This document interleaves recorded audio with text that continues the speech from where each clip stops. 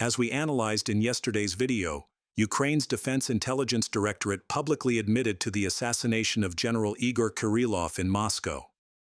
He is the highest-ranking Russian general killed by Kyiv, raising criticism of Russian security forces' incompetence. In reality, Kirillov lived in a regular apartment complex. His assistant picked him up for work.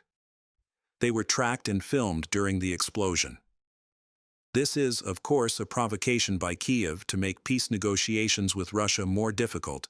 The question is, how will the Kremlin respond to the assassination of General Kirillov?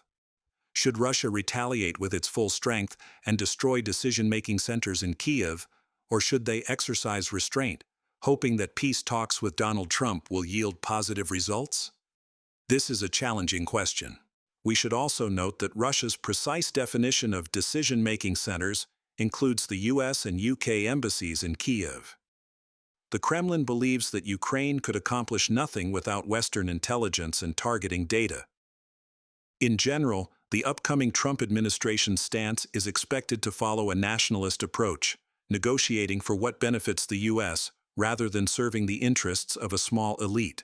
Russia, meanwhile, will not relinquish its current military advantage, with the critical city of Pokrovsk on the brink of collapse. Controlling Pokrovsk is a stepping stone to annexing the entire Donetsk region. Soldiers on the ground admit that the battles around Pokrovsk are the fiercest, and Ukraine's loss of the city is only a matter of time.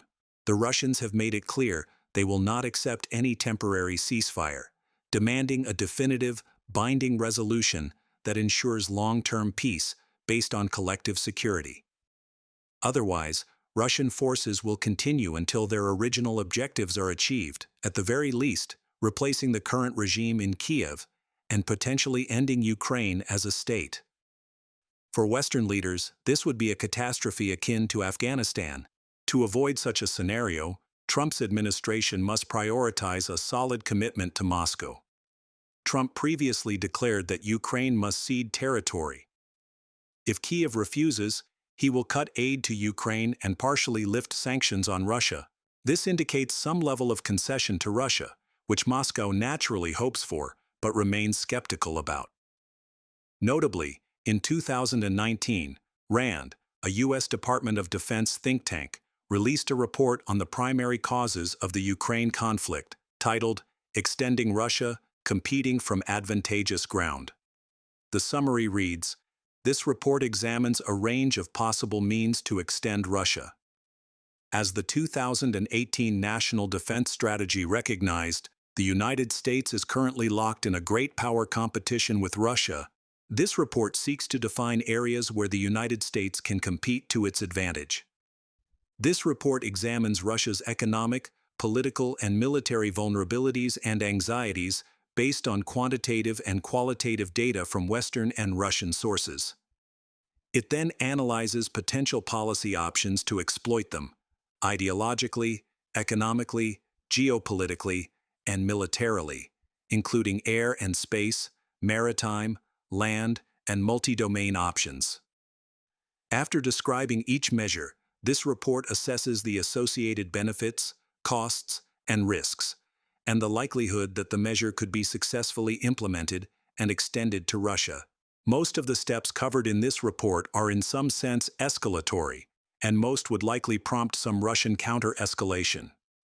Thus, it becomes increasingly clear that the Western narrative of Russia attacking Ukraine without cause is absurd. RAND's report shows that NATO was the instigator, escalating tensions and pushing Russia to take on the role of aggressor. NATO's promises to admit Ukraine into the alliance, supply weapons to Ukraine, and encourage provocations against Moscow were considered the most effective measures to weaken the Russian Federation. At this time, Joe Biden's administration is doing everything it can to keep Russia bogged down in Ukraine, aiming to keep the two Slavic nations in perpetual conflict. This not only profits the arms industry, but also weakens Russia, potentially leading to its disintegration and making its resources a lucrative target for globalist elite group. However, others in the U.S. who follow a nationalist approach, represented by Trump's incoming administration, recognize the increasing danger of a prolonged conflict. The economic toll of this war on the U.S. budget is enormous, and it also undermines the military's ability to counter China effectively. Currently, Russia faces two choices: go all in, using its full military capacity to capture Kyiv and defeat Ukraine. As former U.S. intelligence officer Scott Ritter stated, Russia could completely destroy Ukraine without using nuclear weapons. He asserted that Russia has not deployed nearly its full military potential. If they wanted to, the war could end in a month. Pursue Trump's path of negotiation, conceding on some issues and agreeing to a potentially imperfect resolution. President Putin's administration will need to reflect deeply on these problematic options. On Trump's side, his team has articulated a clear stance on General Kirillov's assassination. Keith Kellogg, Trump's special envoy on Ukraine, stated during an interview with Fox Business on December 18. "I don't think this event is truly a setback, but I will say this. There are rules of war. For example, wounded soldiers are typically not killed on the battlefield, and non-combatants should not be targeted. When you assassinate a general, admiral, or significant military figure in their homeland, it's akin to expanding the war. I don't think that's smart. This simply does not adhere to the rules of war. If you are a general, you are a legitimate target on the battlefield. What has happened here means you have gone too far, because to carry out such an assassination, you would need mercenaries. I don't think that's a good idea." From this statement, we can see that Trump's envoy pointed out that Kyiv's government has gone too far. Arguably, this marks the first time during the conflict that Kyiv's escalation methods have been directly criticized. NATO continues to seek escalation. December has witnessed a series of long-range ATACMS attacks on Russian territory. While many were intercepted, some managed to strike Russian bases. President Putin delivered a speech at the Ministry of Defense meeting on December 16, warning that Western allies are pushing Russia beyond its red lines. He emphasized that the situation is escalating at a dangerous pace, leaving Russia in a position to retaliate. He accused the U.S. of seeking to weaken Russia and cause its strategic defeat by continuing to pump weapons and money into the illegitimate regime in Kyiv, sending mercenaries and military advisors, thereby encouraging further conflict escalation.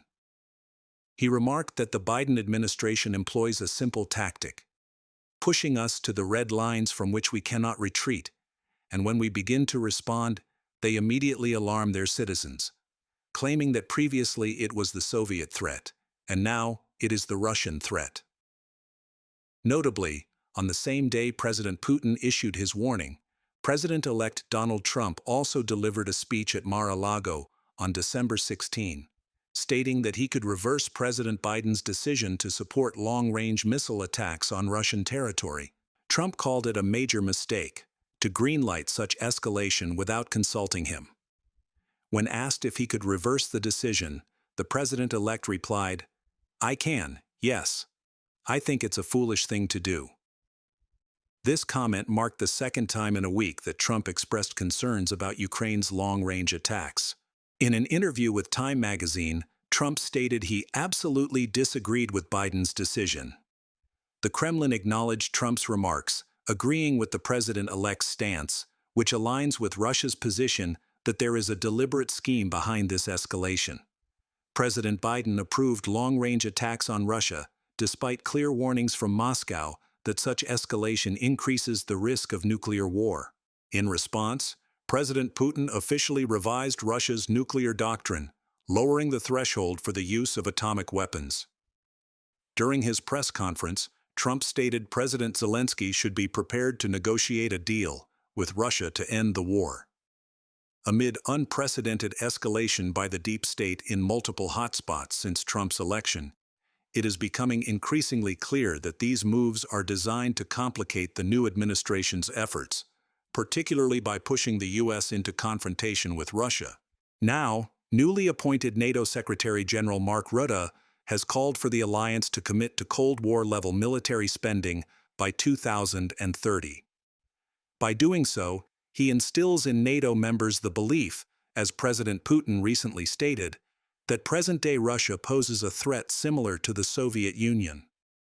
However, we will present figures demonstrating that this comparison is flawed and intentionally misleading. The NATO Secretary General noted, "During the Cold War, Europeans spent more than 3% of GDP on defense." Nevertheless, comparing the Cold War to the present is highly inaccurate. The Soviet Union was a direct peer competitor to the US, with tanks and armies positioned at the doorstep of Western Europe. Moreover, the Soviet Union allocated significantly more resources to defense spending. During the Cold War, the Soviet Army outnumbered European military units by 10.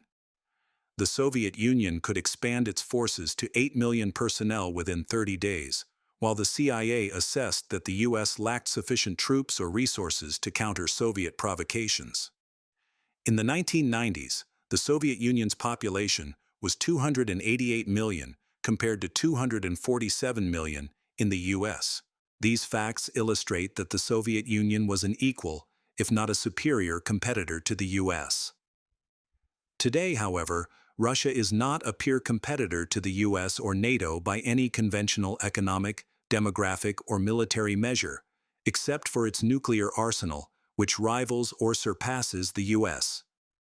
In 2024, Russia's GDP is approximately $2.1 trillion, nearly 12 times smaller than the US GDP of over $28 trillion. Russia's population of 144 million is 7 times smaller than NATO's combined population of 973 million and almost 2.5 times smaller than the US population. From this perspective, if a war of attrition were to occur with NATO, Russia would lack the workforce and economic resources for a long-term victory. Therefore, NATO Secretary General Rutte's comparison of Russia's threat to the Cold War era is unhelpful. More importantly, even at current defense spending levels, NATO remains the most significant military power the world has ever seen. In 2024, NATO spent $380 billion on defense, compared to Russia's $28 billion, a difference of 14 times. If NATO shifts to allocating 3% of GDP to defense, it would increase spending by approximately $260 billion annually at current prices. This figure is more than double Russia's planned defense budget of $126 billion in 2025. With these statistics, it is questionable whether Russia harbors ambitions to attack NATO, as Western mainstream media suggests. Where will NATO's extravagant spending go? Secretary General Rutte mentioned the need to replenish NATO's depleted defense industry, drained by aid to Ukraine. Thus, the additional funds will likely be spent on purchasing military equipment. Unsurprisingly, global defense corporations are recording record revenues, according to new data from the Stockholm International Peace Research Institute, SIPRI. The top 100 military weapon manufacturers earned $632 billion in 2023, a 4.2% increase from the previous year. Of the top 100 companies, the top 5 are headquartered in the US. On Russia's side, they increasingly see a larger NATO military alliance, spending more. In reality, Russia is not conducting an expensive war to invade Ukraine. They are doing so to prevent NATO from getting closer to their borders. However, the oligarch groups within the deep state, who want to provoke war, will surely have to find a reasonable excuse to exaggerate the danger of Russia, thereby trapping the Western public with media manipulation and gaining support for their hawkish stance.